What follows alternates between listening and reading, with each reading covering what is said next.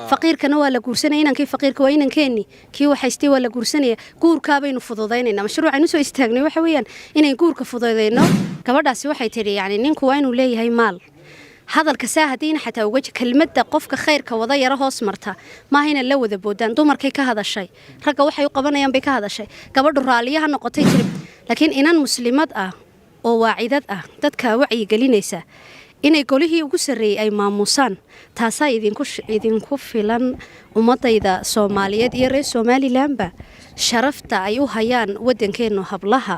iyo khayrkaba halkan waa golaha wakiilada Jamhuuriyadda Somaliland ayaa xildhibaano ka tirsan golaha wakiilada ahna gudida dhaqanka shariicada Islaamka ee golaha waxay maanta halkan ugu yeedheen Sheekh Nusaybe Aadan Siro iyo habla ay hogaaminayso gudida ayaana u hambaleeyay Sheekh Nusaybe Aadan Siro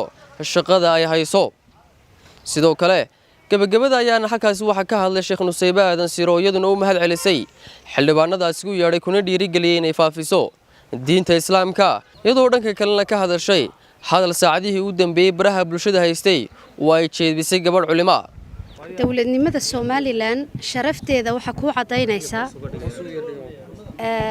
in golihii ugu sareeyay Somaliland ay yihiin dad khayrka barbar istaagaya taasi waxay ku tusaysaa ummadda muslimiinta oo dhan inay jiraan wadano muslimiin ah oo Somaliland ka tahay oo xaq u ololeynaya dadku waxay sheegaan in badan in maxay heetay ay nagu soo badanayaan hay'ado u doodaya xuquuq dumarka ay siiyeen gaalo laakiin inan muslimad ah oo waacidad ah dadka wacyi gelinaysa inay golihii ugu sareeyay ay maamusaan taasa idinku filan ummadayda Soomaaliyeed iyo reer Somalilandba sharafta ay u hayaan wadankeenu hablaha iyo khayrkaba jazaakumullahu khayran ban leena xildhibaanada golaha shariicada ee maxay tahay golaha guurtida ee runtina maamusay waana qaadanay talooyinkeena siiyeen waa walaaladayo waa waalidiinteedii wax kasta naga reebeen waanu qaadanay waxayna fareenna sideedan u qaadanay waxaan leenahay jazaakumullahu khayran runtii waxaan leeyahay saxaafadda waxaan ku leeyahay ilaahay ka cabsada waa ku yimkana sheekhu idin la hadlay gabadhaasi waxay tiri yaani ninku waa inuu leeyahay maal hadalka saahadiina xataa uga kelmadda qofka khayrka wada yara hoos marta ma hayna la wada boodaan dumarkay ka hadashay ragga waxay u qabanayaan bay ka hadashay gabadhu raaliyaha noqotay tiri maxaa u soo qaadan weydeen waa idinka khalad ka geystay